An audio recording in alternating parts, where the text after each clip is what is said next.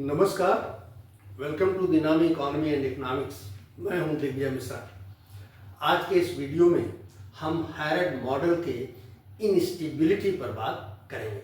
ये कहा जाता है कि जो हैरड मॉडल है वो इनहेरेंटली अनस्टेबल है, यानी ये अस्थायी है। इक्विलिब्रियम बाजार में अपने आप से स्थापित नहीं हो सकता। इसीलिए हैरड मॉडल में के जो इक्विलिब्रियम है उसको नाइफ एज बैलेंस या रेजर बैलेंस भी कहा जाता है। नाइफ एज बैलेंस या रेजर इक्विलिब्रियम। हैरड मॉडल में इक्विलिब्रियम की जो कंडीशन है वो ये है, उसके जो 3 ग्रोथ रेट होते हैं, actual growth rate, warranted growth rate और नेचुरल ग्रोथ रेट, ये तीनों आपस में बराबर होने चाहिए। यानी जी एक्चुअल ग्रोथ रेट ये बराबर होना चाहिए GW वारंटेड ग्रोथ रेट, और ये बराबर होना चाहिए GN नेचुरल ग्रोथ रेट के।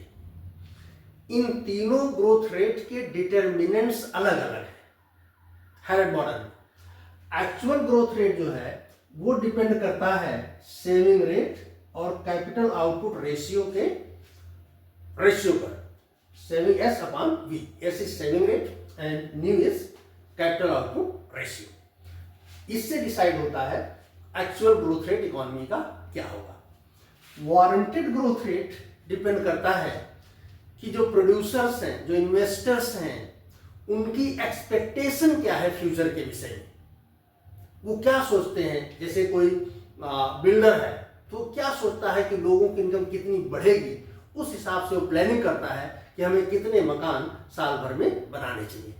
तो जो वारंटेड ग्रोथ रेट है, दिस डिपेंड्स अपॉन एक्सपेक्टेशंस। किसकी एक्सपेक्टेशंस? प्रोड्यूसर्स, बिजनेसमैन या इन्वेस्टर्स। और ये जो नेचुरल ग्रोथ रेट है, this depends upon growth rate of population and productivity growth of labour, या जिसको हम कहते हैं टेक्नोलॉजिकल प्रोग्रेस। तो this depends upon population growth rate जो N है, and growth rate of technology और टेक्निकल प्रोग्रेस। हैरड मॉडल ये कहता है कि ये तीनों अगर बराबर नहीं होगी तो इकोनॉमी में डिसइक्विलिब्रियम होगा। और अगर हम इन तीनों के डिटरमिनेंट पर ध्यान दें तो मार्केट इकोनॉमी की ऐसी कोई मैकेनिज्म नहीं है जो इनमें अगर कोई डाइवर्जेंस होता है तो उस डाइवर्जेंस को अपने आप दूर कर सके। यानी कि अगर सपोज करें कि कोई पर्टिकुलर ग्रोथ रेट है, जिसे मान लीजिए 9% एक्चुअल ग्रोथ रेट है और 9% ही वारंटेड ग्रोथ रेट है और 9% ही नेचुरल ग्रोथ रेट है, ये तीनों बराबर है। अब इकोनॉमी इक्विलिब्रियम है। अब मान लीजिए कि जो प्रोड्यूसर्स हैं उनकी जो एक्सपेक्टेशन है वो ये हो गई कि इकोनॉमी में जो इस साल का ग्रोथ रेट है वो 10% है होगा। यानी कि in this case G becomes less than GW। अब क्या होगा? ये 10% के हिसाब से अपना इन्वेस्टमेंट कर रहे हैं, जिनको उम्मीद है कि इकोनॉमी 10% के हिसाब से ग्रो करेगी। जैसे अगर कोई बिल्डर हर साल 100 मकान बना रहा है और उसको उम्मीद है कि 10% से इकोनॉमी ग्रो करेगी, तो अगले साल वो 110 मकान बनाने के प्रयास करेगा। यानी कि 100 जो ऑलरेडी वो बनाता रहा है, 10% से इकोनॉमी ग्रो करेगी तो 10 और मकान बनाने के लिए वो इन्वेस्टमेंट करेगा। यानी कि इस साल जो बिल्डर जो पहले 100 मकान बनाता था, अब वो अगर उसका वारंटेड ग्रोथ रेट 10% है तो वो 110 मकान बनाएगा, इस उम्मीद में कि उसके 10 मकान और बिक जाएंगे। इसी तरह की एक्सपेक्टेशन इकोनॉमी में जितने भी प्रोड्यूसर्स होंगे उन सब की होगी। हम मान लेते हैं कि सबकी 10% की है,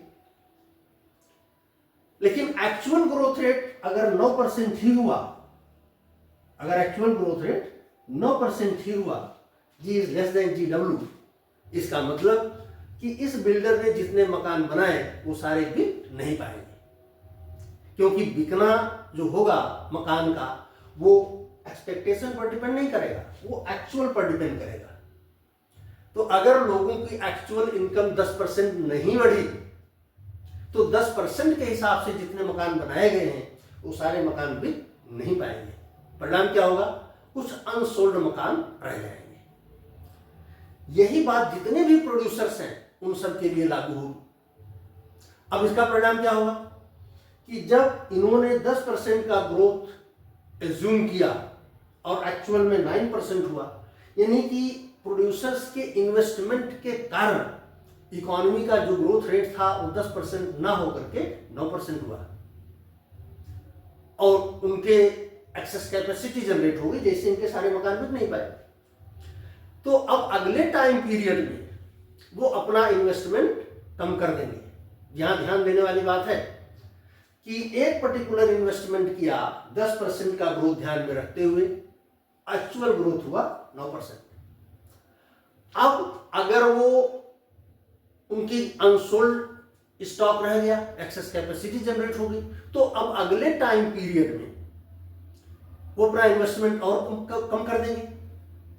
तो इस इन्वेस्टमेंट पर 10% के एक्सपेक्टेड ग्रोथ पर जो इन्वेस्टमेंट किया उसके कारण ग्रोथ एक्चुअल हुआ 9%।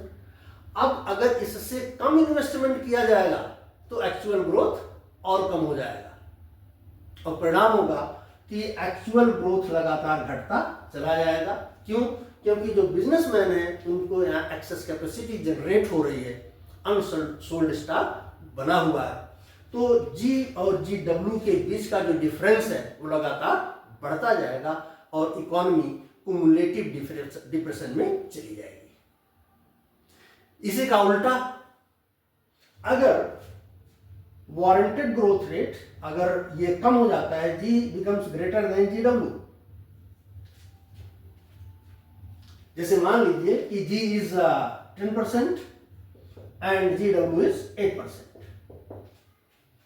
इसका मतलब है कि जो प्रोड्यूसर क्लास है या जो बिल्डर है वो इस हिसाब से मकान बनाएगा जिससे उसके 108 मकान बिक जाए। 100 वारंटी बनाता हो, लेकिन एक्चुअल इनकम जो बढ़ रही है वो 10% के हिसाब से बढ़ रही है, तो उसके मकान की जो डिमांड है वो कहीं ज्यादा हो जाएगी। बिल्डर ने 108 के डिमांड के हिसाब से अपना इन्वेस्टमेंट किया, लेकिन मार्केट में एक्चुअल ग्रोथ रेट चूंकि ज्यादा हो गया तो मकान की डिमांड भी बढ़ जाएगी। परिणाम होगा कि मकान की कीमतें बढ़ने लगेंगी। ऐसी स्थिति में इकोनॉमी लगातार इन्फ्लेशन की स्थिति में चली जाएगी। तो इस कंडीशन में when G is less than GW, actual growth is less than warranted growth. In this case, economy falls in depression, cumulative depression, and in this condition, economy feels inflation. लगातार ये स्थिति बनी रहेगी। चूंकि इनके डिटर्मिनेंट्स में कोई संबंध नहीं है, हमारा एक्सपेक्टेशन कैसे फॉर्म होता है एक प्रोड्यूसर के रूप में, इसका सेविंग और कैपिटल आउटपुट रेशियो से कोई संबंध नहीं है। हम अपनी सूचनाओं के आधार पर, उम्मीदों के आधार पर अपना निर्णय लेते हैं। तो अगर ये दोनों डिफर कर गए तो फिर इनको फिर एक बराबर होने की कोई मैकेनिज्म हैरड के अनुसार मार्केट सिस्टम में नहीं है। इसी तरह से हम यहां देख लें, ये तो प्रोडक्ट मार्केट की बात हो गई। लेबर मार्केट में क्या होगा? लेबर मार्केट में स्थिति यह है कि अगर जी और जी एन बराबर है तो फुल एम्प्लॉयमेंट इकोनॉमी में बना हुआ है, लेकिन अगर जी becomes greater than gn for any reason, तब क्या होगा? अगर जी gn से ज्यादा हो गया तो इकोनॉमी में लेबर की शॉर्टेज हो जाएगी, यानी लेबर मार्केट में लेबर की शॉर्टेज हो जाएगी, लेबर की कीमतें बढ़नी चाहिए या बढ़ने लगेगी। इसी तरह से अगर जी इज लेस देन जीएन तो पॉपुलेशन जिस हिसाब से बढ़ रही है, इकोनॉमी का ग्रोथ उस लेबर फोर्स को एब्जॉर्ब करने के हिसाब से नहीं बढ़ रहा है। तो ऐसी स्थिति में अनएम्प्लॉयमेंट की कंडीशन बन जाएगी। अब यहाँ जीएन के डिटर्मिनेंट अलग है, एक्चुअल ग्रोथ रेट के डिटर्मिनेंट अलग है। हैरट का कहना यह है कि मार्केट में कोई ऐसी मैकेनिज्म नहीं है जो इन दोनों में अगर डाइवर्जेंस हो जाता है तो उस डाइवर्जेंस को रेक्टिफाई कर सके। तो इस तरह से अगर ये दोनों अलग हो गए, डिफर कर गए, तो फिर कभी मार्केट मैकेनिज्म के माध्यम से ये बराबर नहीं हो सकते। तो इसलिए हैरेड मॉडल जो है वो अनस्टेबल है, यानी कि अगर किसी कारणवश इकोनॉमी में डाइवर्जेंस हुआ इक्विलिब्रियम का, तो फिर मार्केट सिस्टम उसको रेक्टिफाई कर पाने में असमर्थ हो जाता है। अब सवाल ये उठता है कि आखिर इस डाइवर्जेंस का मूल कारण क्या है और इसको हम क्या किसी प्रकार से दूर कर सकते हैं।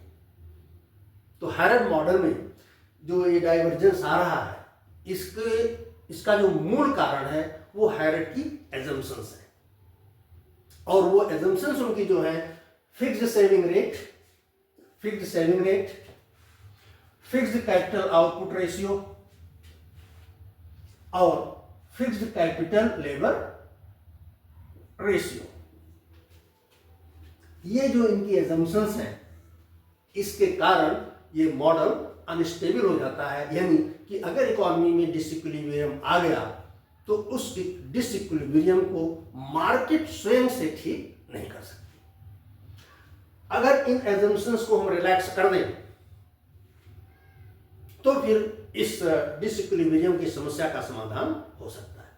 मींस अगर हमें मान लें कि सेविंग रेट वेरिएबल है या capital output ratio, capital labour ratio variable है, तो अगर मार्केट में डिसइक्विलिब्रियम आता है तो मार्केट सिस्टम खुद ही उसको सही कर लेगा और फिर से इकोनॉमी इक्विलिब्रियम में आ जाएगी। तो हैरेड डोमर मॉडल के बाद या हैरेड मॉडल के बाद की जो मॉडल है वो इन एजम्पशंस को रिलैक्स करके ये प्रूव किए हैं कि कैसे मार्केट अगर इकोनॉमी में डिसइक्विलिब्रियम आ जाता है तो उसे फिर से इक्विलिब्रियम में वापस लाया जा सकता है। इसमें दो स्ट्रीम में बढ़े हैं।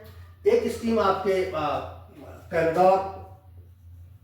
कैल्डोर रॉबिन्सन इनकी है, जिनका मानना यह है कि इकोनॉमी में मार्केट सिस्टम में सेविंग रेट बदल सकता है, और सेविंग रेट अगर बदल सकता है तो फिर ये जो डाइवर्जेंस है उस डाइवर्जेंस को हम रेक्टिफाई कर सकते हैं। नियो क्लासिकल मॉडल जो है उनका यह मानना है कि जो कैपिटल लेबर रेशियो है वो वेरिएबल हो सकता है, और अगर वो वेरिएबल होगा तो भी हम इस तरह की अगर कोई डिसइक्विलिब्रियम की कंडीशन आती है तो उसे दूर करने में सफल हो जाते हैं। कैसे ये डिसइक्विलिब्रियम दूर होता है या इन मॉडल में कैसे दूर किया जाता है, इसको किसी दूसरे वीडियो में हम चर्चा करेंगे। वीडियो पर अपनी राय दें। वीडियो अच्छा लगा तो लाइक करें, शेयर करें, सब्सक्राइब करें। वीडियो देखने के लिए आपका धन्यवाद।